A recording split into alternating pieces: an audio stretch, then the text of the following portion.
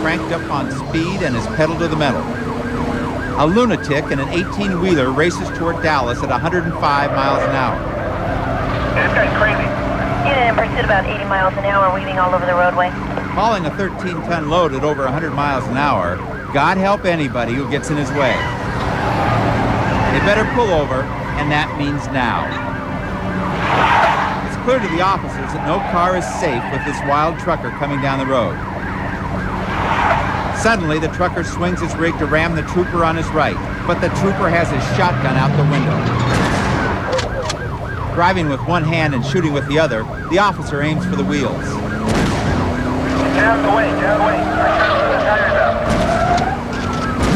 Firing rapidly, he blows out tire after tire. But the 18-wheeler just keeps rolling. And now the officer has to deal with 10-pound slabs of hot rubber flying at his windshield. The officer won't pull back. He's the only one in position to get those tires. We're now just minutes from heavy traffic in Tyler, Texas. Somebody shut down eastbound traffic. Shut down eastbound. Then another unexpected problem. Get another unit up here with shotgun. I'm out of shotgun rounds. I copy 354 is out of shotgun rounds. Although out of shotgun shells, the officer continues to fire with his 9mm. I can't get his front tires up. Finally, another car comes up on the left. This DPS officer risks his life to come within inches of the truck. I'm trying to get a shot here. Back up. Back up. In another amazing feat of Texas marksmanship, this trooper fires out the passenger side window as he pulls up next to the truck at over 90 miles an hour. At last, they cripple the truck. Yeah, I got the front tire. I pulled up the front tire. The trucker makes one final desperate effort, but he can't control the 13-ton monster with half the tires gone.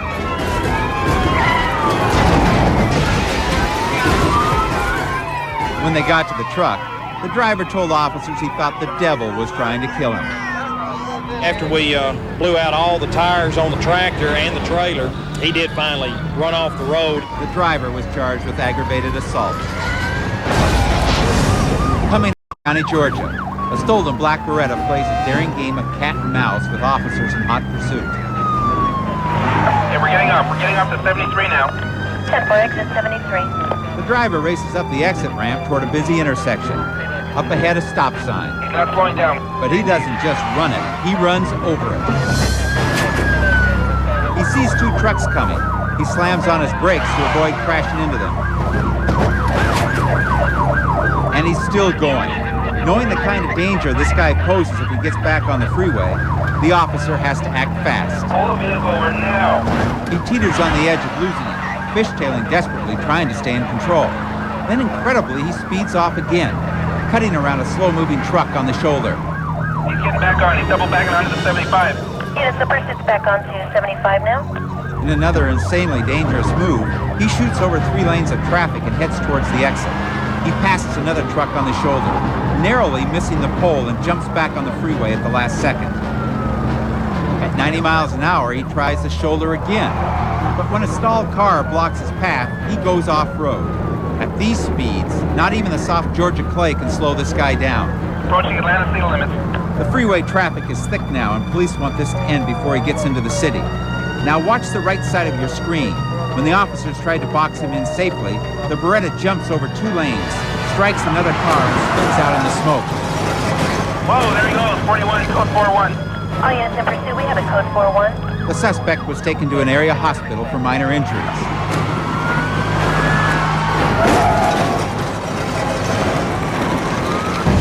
Coming up on this is the beginning of a typical busy night. Headquarters, they're getting ready to come up here onto the area. The officer didn't have to go very far looking for this pursuit. This time the pursuit came looking for him. Man, he's right down. Headquarters 1050. He's taking off again. But with the rear end of his car smashed and dragging on the ground, he wasn't going to go far. Headquarters, they've got him. In front of Dunkin' Donuts. But with a character like this, they don't know what he's going to do next. They want him out and cuffed fast. They quickly arrested the suspect and got back on the road. From the time the pursuit began until the man was taken into custody was less than 5 minutes. So this night began with a bang. And it wasn't going to be over for another 10 long hours. In any chase, there's fear. The officer's afraid, the bad guy's afraid, and fear can do two things. Fear can help you focus, or fear can help you fail. Whittier, California.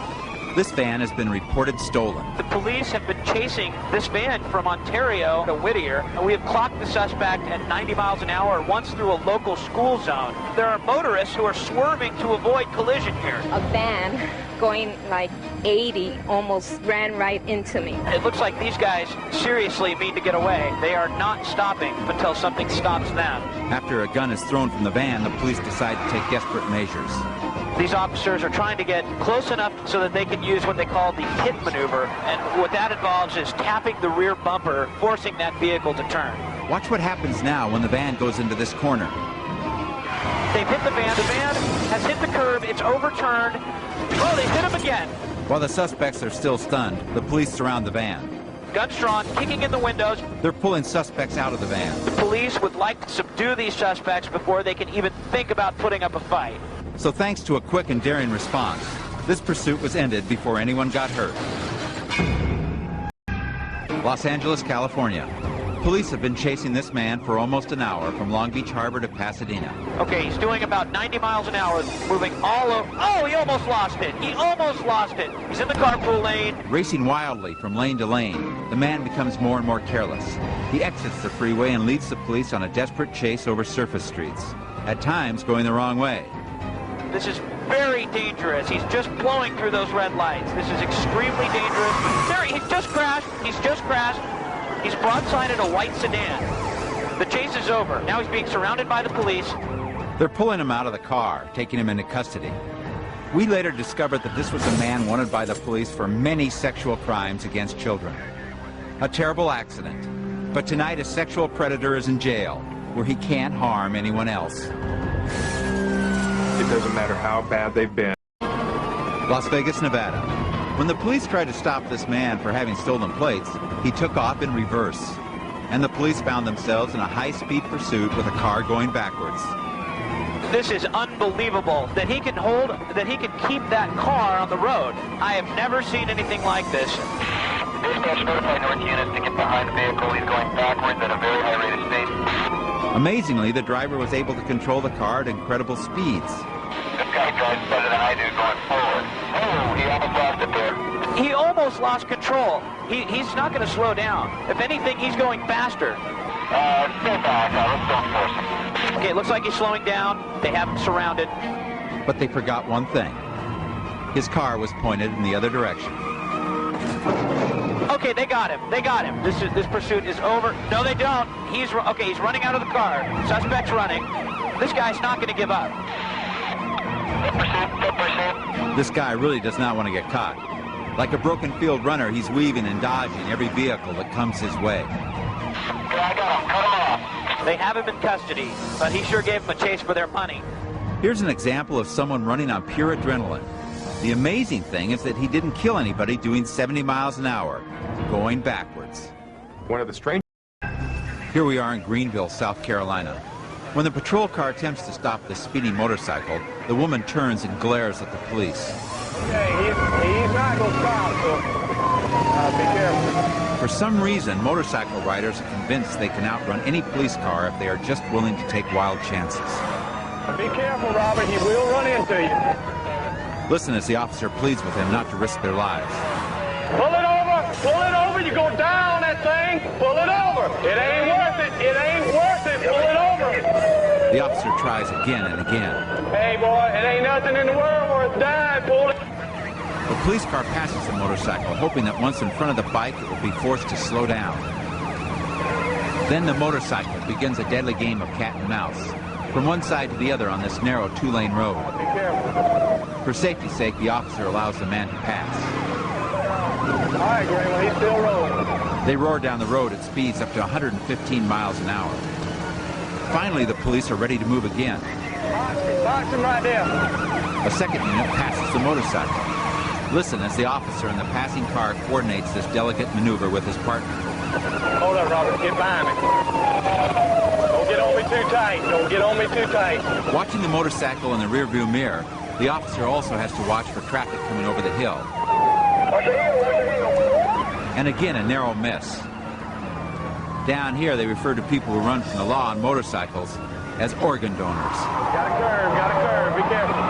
Now the other car tries to get in front. Coming around. And that's when it finally happens.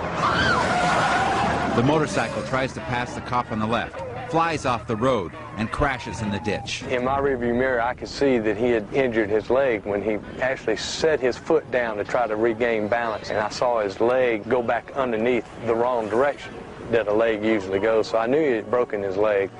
It's nothing that you want to look forward to. It's a very stressful situation. It wears you down. It'll burn you out real fast, and it causes a lot of problems for you. Speed. When it comes to lunatic pursuits, this one has to take the cake. This man has been running from the police in that huge delivery truck for 2.5 hours. The owner of the truck found out when the pursuit showed on TV. Got a phone call saying, "That's your truck." And I go, "You've got to be kidding." The police have tried everything. Looks like they're going to shoot the tires out. I pulled alongside the vehicle, even with his left rear tires, and rolled the electric windows down and fired across the unit. The police have shot. They have hit the tires, but he is still going. If anything, he's going faster. The police are trying to force this truck to spin out. This is very dangerous, especially with a truck this large. He looked really scared. Like he wasn't going to stop for anybody, and he didn't care. We've been on this pursuit for a number of hours now. The tires are blown out, but look at the sparks. It's not stopping him. The police decide to try one more time to force him off the road. Attempt to stop him by pushing the rear of the truck in an effort to make him either slide to the side and stop against the curb. He was pulled from the cab, bleeding and incoherent. Strangely enough, this pursuit began when an officer approached the truck to tell the driver he was headed the wrong way on a one-way street. The officer wasn't even going to give the man a ticket. The driver admitted he had been smoking marijuana and freaked when he saw the cop. At his arraignment, the man said he was on parole, and he ran because he was afraid if he was caught, he'd be sent back to prison. The police, however, said that nothing he had done would have sent him back to prison until he decided to run.